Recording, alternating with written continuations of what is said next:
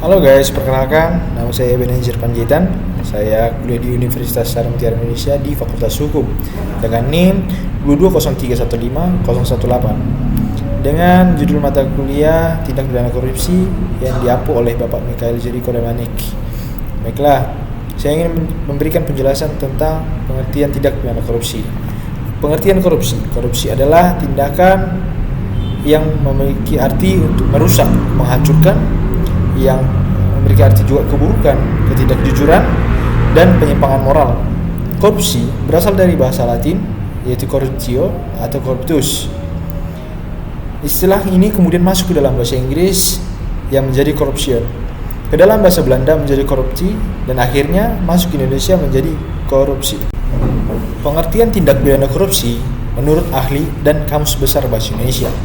Menurut Sudarsono, ahli hukum Indonesia mengartikan korupsi sebagai penipuan atau penggelapan uang negara atau perusahaan untuk keuntungan pribadi ataupun orang lain.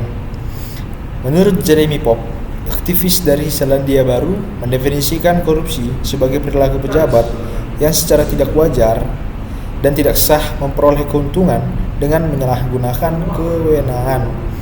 Menurut Kamus Besar Bahasa Indonesia, KBBI, korupsi adalah penyelewengan atau penyalahgunaan uang negara, baik itu perusahaan, organisasi, yayasan, dan sebagainya untuk keuntungan pribadi atau orang lain.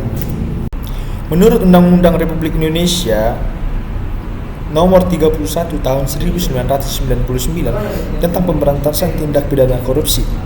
Tindak pidana korupsi adalah setiap orang yang dengan sengaja dan melawan hukum, menyalahgunakan kewenangan, kesempatan, ataupun sarana yang ada pada karena jabatan atau kedudukan untuk memperkaya diri sendiri, orang lain, atau satu korporasi yang dapat merugikan keuangan negara atau perekonomian negara.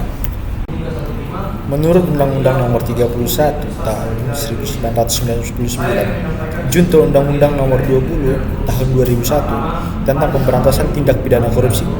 Tindak pidana korupsi meliputi berbagai bentuk perbuatan seperti penyalahgunaan kewenangan yang menyebabkan kerugian keuangan negara. Yang kedua, suap menyuap.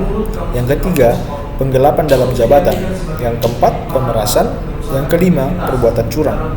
Yang keenam, benturan kepentingan dalam pengadaan barang atau jasa. Yang ketujuh, gratifikasi. Gratifikasi adalah penerimaan hadiah yang berhubungan dengan jabatan. Selain itu, korupsi juga dapat dikategorikan berdasarkan skala dan juga dampaknya, yaitu pertama, petty corruption, korupsi kecil-kecilan yang sering terjadi di tengah-tengah masyarakat, contohnya seperti pungutan liar. Yang kedua, ada grand corruption, yang artinya korupsi besar yang melibatkan pejabat tinggi dengan kerugian yang sangat besar, itu merugikan negara. Yang ketiga, political corruption, korupsi yang terjadi secara sistematis melalui jalur politik untuk mengeruk keuntungan negara. Manfaat mempelajari tindak pidana korupsi, yaitu pertama, menumbuhkan budaya anti korupsi sejak dini, terutama pada generasi muda, sehingga mereka memiliki karakter dan mental yang menolak korupsi. Yang kedua, menguatkan peran masyarakat sebagai agen perubahan, agen atau disebut agent of change dalam pemberantasan korupsi, dengan cara menjalankan fungsi kontrol sosial dan mendorong tata kelola pemerintahan yang akuntabel. Yang ketiga, mendorong terciptanya pemerintahan yang transparan dan berintegritas, sehingga proses pembangunan negara berjalan dengan baik tanpa hambatan korupsi yang merugikan keuangan negara dan masyarakat luas. Baiklah, sekianlah penjelasan yang dari saya. Bila ada kata yang salah, mohon dimaafkan.